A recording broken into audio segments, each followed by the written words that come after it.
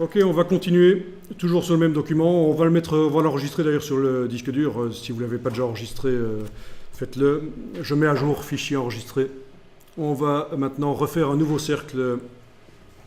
Alors, si vous n'avez pas assez de place, il va falloir agrandir la page A4 dans Illustrator. Bon, vous connaissez le Alt roulette, bien sûr, pour zoomer en arrière. Pour agrandir la page dans le document, vous savez comment on fait? Oui, dans le document Illustrator, agrandir la taille de la page. Pardon? En effet, Shift O, l'outil plan de travail, et vous allez pouvoir agrandir ça.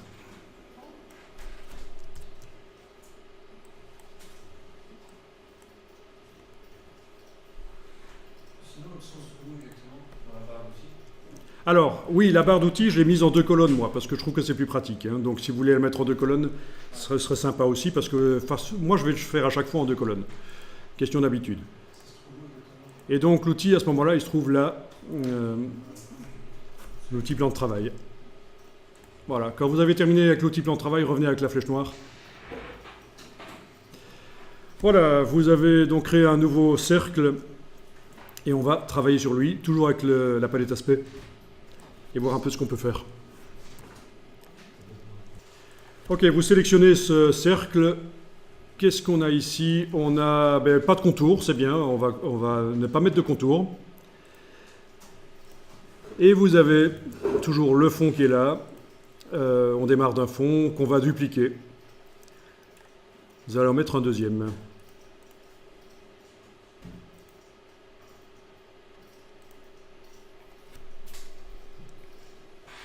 D'une autre couleur.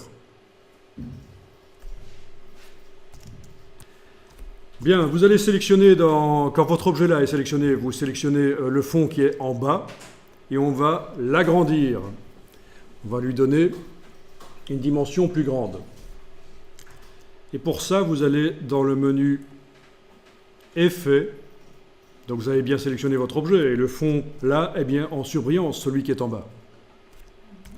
Menu Effet. Alors, Effet,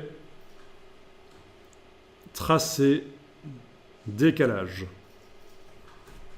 Qui est un vieux truc qui existe depuis très très longtemps dans Illustrator, mais il existe toujours d'ailleurs dans son ancienne version, dans un autre menu édition. Mais là, c'est l'effet spécial de décalage maintenant. C'est le même effet qu'avant, mais modifiable. Oui, parce que tous ces effets sont modifiables. Avant, dans Illustrator, quand vous appliquiez un effet, les vecteurs bougeaient et on ne pouvait plus revenir, modifier la valeur d'effet qu'on avait mis.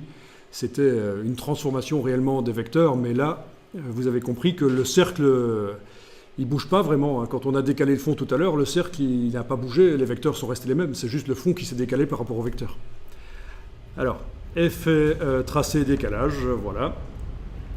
Vous cochez la case aperçue. Et vous avez la valeur ici, la distance que vous allez pouvoir modifier. 15, touche tabulation pour valider, voilà. 2, touche tabulation, ben voilà, c'est un peu comme un contour, quoi.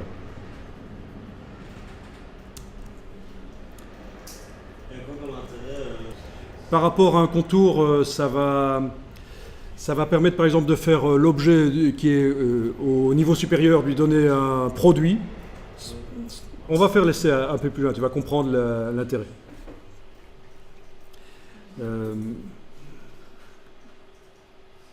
C'est surtout quand on commence à jouer avec les produits, les transparences ou les objets, les contours, ça peut poser des problèmes.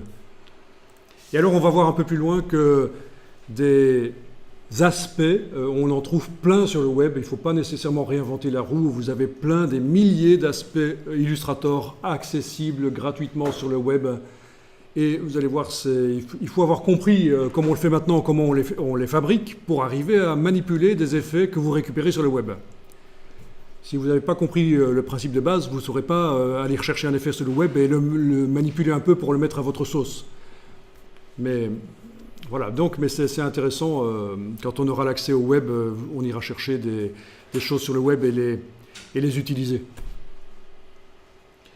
Ok. Bon, ben essayez de mettre un autre fond éventuellement. Vous dupliquez à nouveau le fond. Voilà, le fond sur lequel vous venez de mettre un effet de décalage qui est accessible, là on le voit. Hein. quand on déploie. Vous pouvez le dupliquer. Pas besoin d'aller lui remettre un effet de décalage à ce nouveau fond. Vous allez pouvoir simplement cliquer sur le mot décalage qui est déjà dedans, puisque c'est le duplicata d'un fond qui avait un effet de décalage. Voilà. Et voilà.